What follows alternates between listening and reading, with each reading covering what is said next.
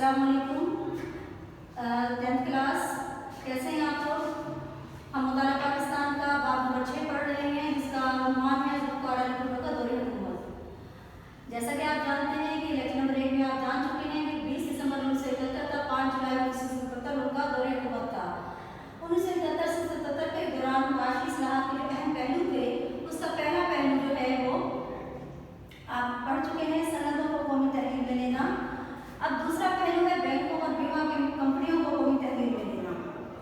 بڑے بڑے سرمایہ دار خاندانوں نے اپنے نجی بینک اور بیمہ کمپنیاں بنا رکھی تھیں، جس سے سرمایہ دارانہ نظام کو تقویت مل رہی تھی۔ حکومت کو نجی بینکوں اور کمپنیوں سے کوئی فائدہ نہ تھا، چنانچہ حکومت نے ملک کے اقتصادی استحکام کے لیے 19 مارچ 1972 کو تمام لائف انشورنس کمپنیاں قومی ملکیت میں لے لی اور انہیں اسٹیٹ لائف انشورنس کے تحت اکٹھا کر دیا۔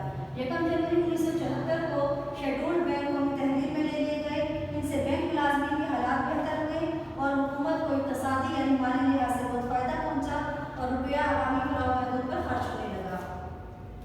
جو تیسرا اصلاحی پہلو تھا وہ تھا لیبر اصلاحات۔ مزدوروں کے لیے جو اصلاحات کی گئی، ریفارمس کی گئی، وہ یہ تھی کہ 10 فروری 1972 کو نئی لیبر پالیسی کا اعلان کیا گیا اور اس کے بہت سارے نکات جو ہے وہ بتائے گئے، جس میں پہلا نکتہ یہ تھا کہ تمام جو کارخانے ہیں ان کے انتظامی معاملات کو چلانے والی کمیٹی میں مزدوروں کے نمائندے بھی شامل کیے گئے، جو کل تعداد کا 20% تھے۔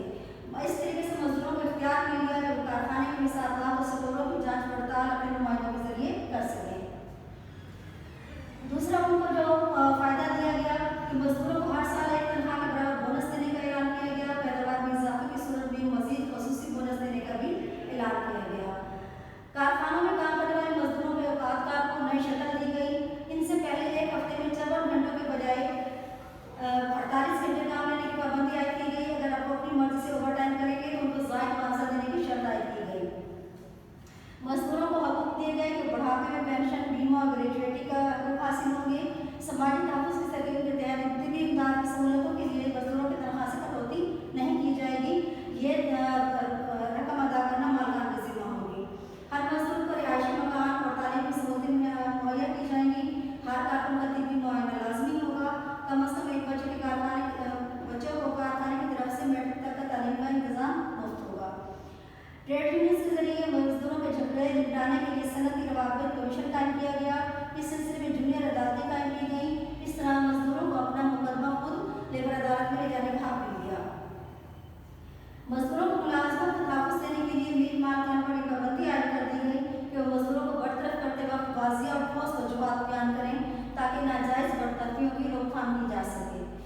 یہ تھی وہ اصلاحات جو کہ انہوں نے مزدوروں کے لیے کی۔ اب مزید جو 2 ٹاپک آپ نے آج پڑھے وہ بینکوں اور بیمہ کمپنیوں کو قومی تحویل میں لینا اور لیبر اصلاحات ہیں۔ ان تمام پوائنٹس کو آپ نے اچھے طریقے سے یاد کرنا ہے۔ اگر